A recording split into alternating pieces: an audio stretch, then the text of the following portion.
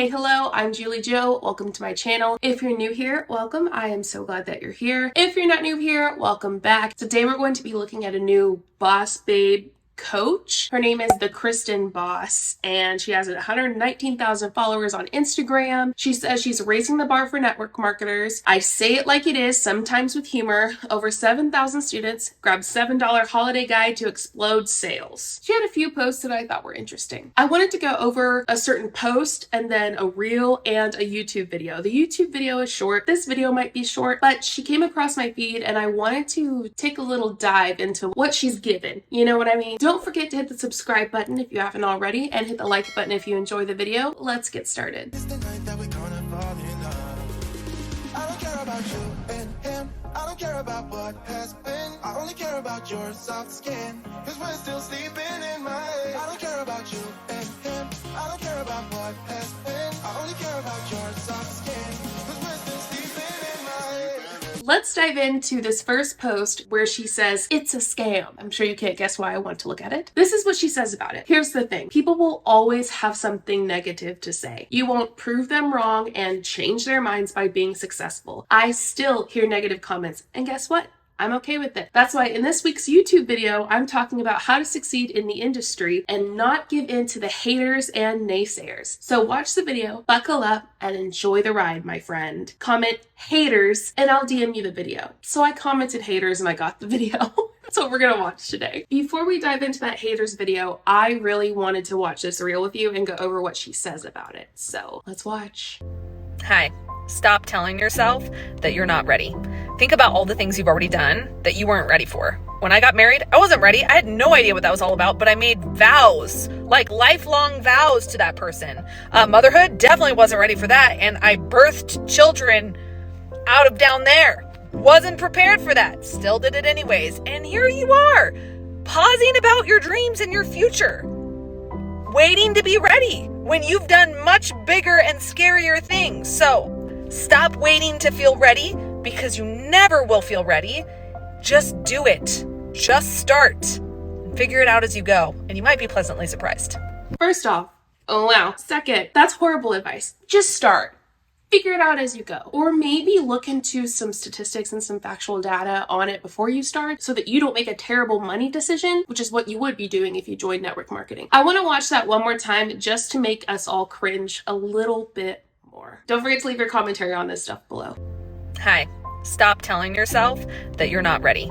Think about all the things you've already done that you weren't ready for. When I got married, I wasn't ready. I had no idea what that was all about, but I made vows. Can I just say, like, maybe don't get married if you're not ready, and maybe don't have children if you're not ready. I mean, I get that sometimes it's a surprise, things happen, but just for the record, maybe don't. Like lifelong vows to that person. Motherhood, definitely wasn't ready for that. And I birthed children out of down there.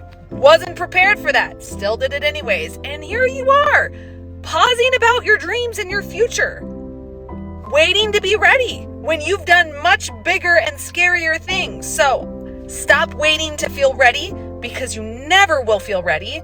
Just do it. Just start. And figure it out as you go, and you might be pleasantly surprised.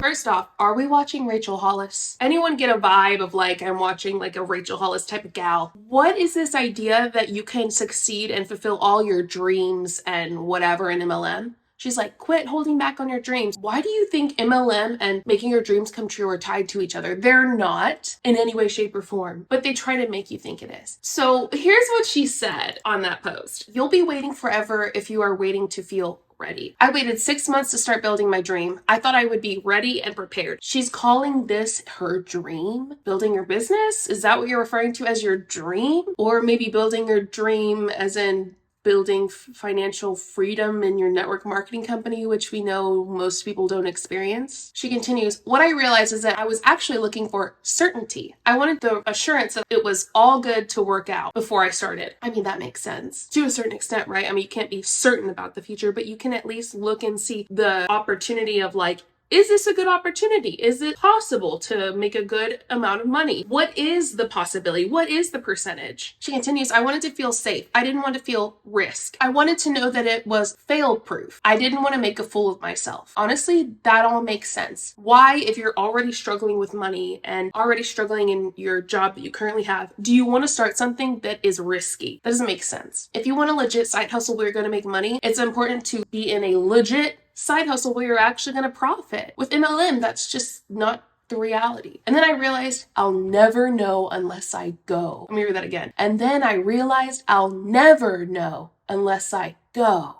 Wow. She continues, and I did fail. And it was hard. And I also kept going. I learned tons of lessons that only come from taking action and not from preparation or research.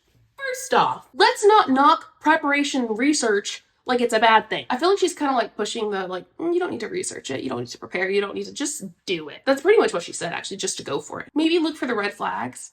Maybe use logic when deciding on what to do with money and your future. I became good at my craft because I kept taking bold action, even when I didn't feel ready. My tip? If you're feeling fear over your next big step, ask yourself, where else have I not felt ready in my life and I managed to surprise myself? Look for evidence of how you have already overcome things that you weren't prepared for. This will give you the confidence and the permission to just go. Where have you surprised yourself before? Share in the comments and tag a friend who needs the encouragement today. Let's be real. This isn't the worst advice ever, but when you look at the motive behind this advice, it's terrible advice. It is important to sometimes just go, right? Sometimes I'm just moving to Minnesota in a week and a half, okay? I'm just going. No, I've never lived there. No, I don't really know anyone from there. No, my husband and I are just freaking going. So yeah, I get the just go aspect of it. But we also have jobs and we have a place to live and we've done our research and we're moving there because of the research aspect of it. And when you look at the motive of why someone's telling you something, it changes what they're saying. So remember that. Why is she telling you this? Maybe because she wants you to join her business. So remember that post where it says, is it a scam? And we went over at the beginning of this video? Well, now we're going to go over the video that she linked to it that I got by commenting haters. So here is the video and it's called 3 Ways to Move Past Judgments in Network Marketing. Have you ever thought to yourself, I can't talk about my business. I can't make this post because what if my friends from high school see this? Or what if my friends from church see this? Or my friends, from the PTO see this? Or the girls I hang out with see this? How often do you find yourself worried about what other people think about you? I guess my main question for people like that is, why are you so worried? What is it about you posting this makes you nervous or makes you embarrassed? Maybe dive into that feeling a little bit more, right? Because maybe somewhere in the back of your mind, you're like, oh, this might not be a good idea. Maybe that's a red flag that you need to look into a little bit more. And talking about your network marketing business. More often than not, this stops so many people in their tracks from sharing about their business, talking about their products, because they're consumed with worrying about what other people think about their network marketing business. If you're new here, I'm Christen Boss. I'm a mindset and sales expert for the network marketer who's looking to grow their business sustainably without burnout or overwhelm or having to resort to the spammy, inauthentic methods that you're used to seeing. So basically every other network marketing coach ever. In both of my programs, I have over 6,000 students where I coach and train network marketers just like you. You know what I'd love to know? They say they have all these students. I'd love to know how long they stay, number one. Number two, what does this do for them? How much does it raise their income? How much more money do they make by taking these classes, reading these guides? They don't give us any of the data that we need. They just say, I have over 6,000 students in both of my blah, blah, blah. Okay, and how has it helped them? Where's the data that would help someone see if this is good or not, other than you saying it's good? If you don't follow me over on Instagram, go ahead and give me a follow at the Christen Boss. I have a lot of fun over there, sharing fun reels and additional value just for you. How do I stop letting other people's opinions of me get in the way of me having success in my network marketing business? Okay, here's a couple things you need to keep in mind. Number one, remember, most people are really just busy thinking about themselves and their own lives. They're not thinking about you as much as you think they are. To be fair, I think that your family and friends are looking at what you're doing and hoping that you're doing something good for yourself. So if you get judgment from your family and friends, maybe take that judgment and try to figure out why they're giving it to you. Are they saying, hey, this is not a great idea. Maybe don't do this. I'm a little sketched out by it. Like, why are you doing this? If you love them, they love you. You support each other.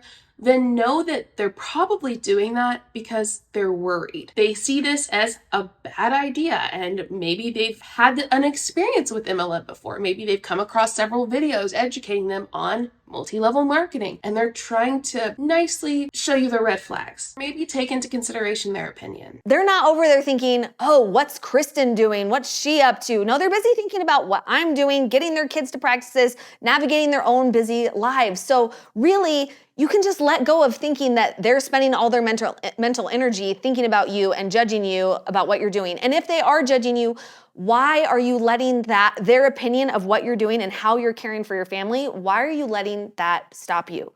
Their opinions are none of your business, really. To be honest, opinions of people who love and respect you are important. Now, I'm not saying all opinions from all people who love you are something you should listen to and follow. I'm saying you should take into consideration what someone tells you if you love and respect them and they love and respect you. I mean, a lot of times people who love you just want the best for you. And if they have an opinion about something, maybe listen to it, maybe try to understand where they're coming from. Maybe just take that extra step to double check. Why is someone that loves, respects, cares for me, wants the best for me, telling me that this is a bad idea? Your business is your business. Their opinions, not your business, okay? So really we can say, mind your own business. Think about your own business and where you're taking your family, where you're taking your business, and let them mind their own. Okay, number 2. That's easy for her to say though, because she's making money off of people who ignored those people who care about them. She's like, tell them to mind their business, you mind your business. Well, she's making money off of you. So it's easy for her to say that, because if you mind your own business and ignore them, you're gonna stay and make her money. What's the motive behind what she's saying? Come on, Christen, we see it. Think about who you are serving. Instead of the people that you don't want to serve or the people that you're worried about their opinions of you,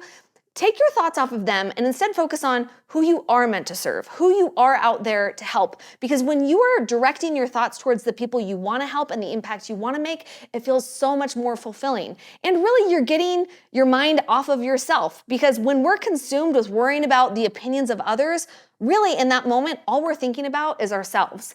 And in this business, if you really want to have a posture of service and helping people, you have to get your mind off of yourself and on to others and thinking, how am I serving and helping them? That's interesting, because she's pretty much saying ignore red flags, ignore weird feelings, ignore things that make you stop doing this. You can't think about yourself. You can't think about yourself. You have to think about other people that you're helping in this business. So ignore those red flags. Ignore those weird feelings.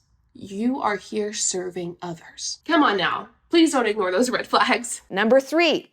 I know this sounds simple, but it actually is quite helpful. Surround yourself with people who have similar goals. Correct. Surround yourself with people who have similar goals, and don't listen or allow anyone else in that doesn't, and be in that echo chamber. Yes, a lot of us do surround ourselves with people who are like-minded. I surround myself mostly, there are people who I love and care about that are pro MLM or are in MLMs, but I mostly surround myself with people who are anti-MLM just because I do anti-MLM and anti-scam stuff. But I also don't shut out everyone who's in an MLM. I actually would prefer not to and want them to talk to me. I'm like, let's have a conversation. Yeah, sure. A lot of us surround ourselves with like-minded people just because that's how it is sometimes, right? You're into a hobby, and so you're surrounded by people who also like that hobby. But when you shut out those who disagree with you when it comes to, like, say, pro MLM people, or when it comes to people who disagree with me politically, I know some people have to do it when it comes to family and stuff just because it's so triggering. I get it. But the echo chamber is where the issue lies in that. And that's what a lot of people in MLMs do, is they surround themselves with people who only think what they think and then shut everyone else out, learning nothing new, experiencing nothing but what everyone else who agrees with them experiences, and not getting any other kind of opinions or viewpoints or anything. And that's really dangerous. Surround yourself with like-minded people.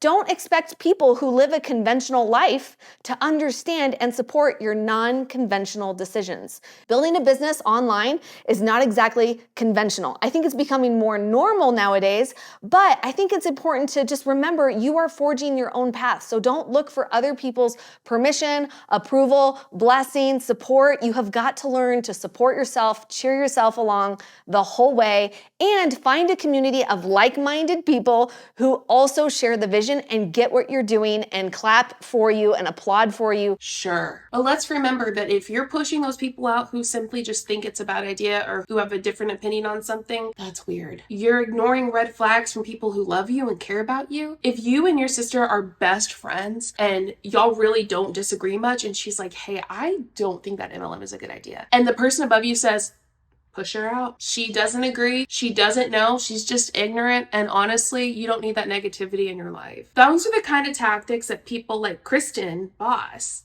use to get you to push out people who love and care about you and want you to see those red flags and see the red flags for themselves so that they can make more money off of you and get you to join. And hopefully you can build a team that'll make more money for her as well. It's pretty sad and pretty hard to watch, but that's what I see a lot. Let me know your thoughts. So community is really important. This is why I also have a community filled with like-minded people inside the Social Selling Academy and also here over on my Instagram account. And you can also continue to build a community here with like-minded individuals.